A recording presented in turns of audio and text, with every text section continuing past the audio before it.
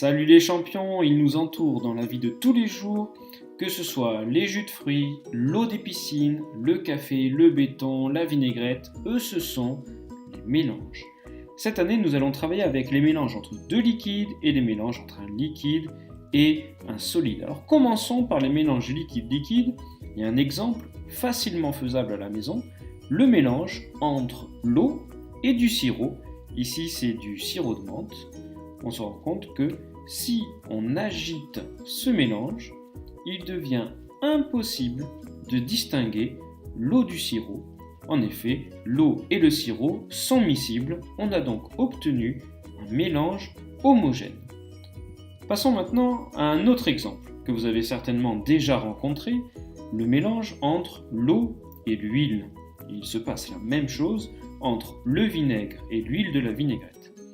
On distingue l'huile au-dessus de l'eau lorsque l'on verse, et on va se rendre compte que même après agitation, l'eau et l'huile sont deux liquides non miscibles, c'est-à-dire que le mélange que l'on obtient ne sera pas homogène, mais ce sera un mélange hétérogène, car on peut distinguer les deux constituants de ce mélange. Alors on peut aussi mélanger un solide avec un liquide. Prenons l'exemple du sel et de l'eau. Ici, vous voyez que nous avons du sel et de l'eau. Le barreau blanc est un agitateur qui permet d'agiter ce mélange. On se rend compte qu'après quelques secondes d'agitation, on obtient une solution dans laquelle le sel semble invisible. Il est dissous dans l'eau. On le sait qu'il est présent puisque la solution obtenue est de l'eau salée.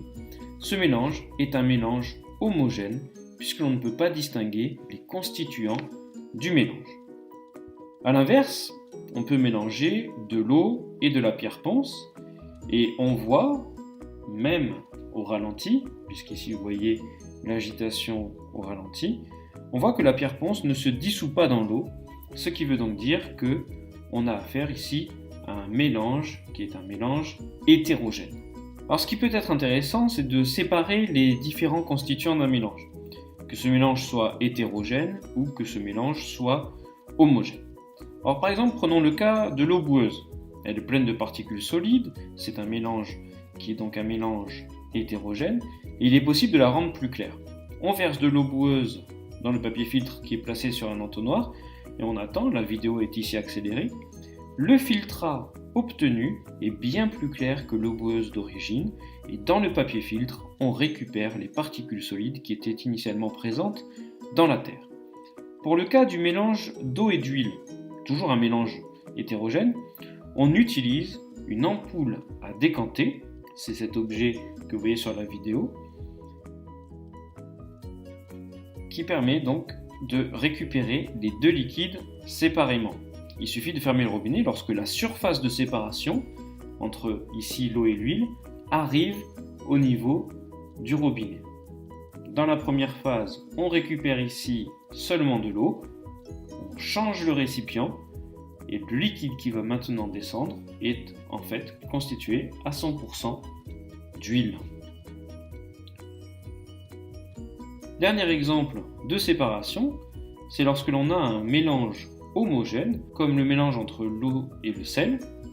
On utilise donc la distillation. On place l'eau salée à bouillir dans un ballon, la vapeur d'eau monte et passe ici dans le réfrigérant qui permet de faire passer la vapeur sous forme liquide et l'on récupère ici dans un bécher de l'eau sans sel.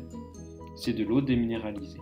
Lorsque toute l'eau est passée sous forme de gaz et a été récupérée, dans le ballon, il ne reste plus que le sel. J'espère que cette vidéo vous aidera à y voir plus clair. Je vous rappelle que vous pouvez liker la vidéo, mettez-moi un pouce bleu, vous pouvez poster des commentaires, regarder d'autres vidéos ou vous abonner à la chaîne YouTube en cliquant sur le logo.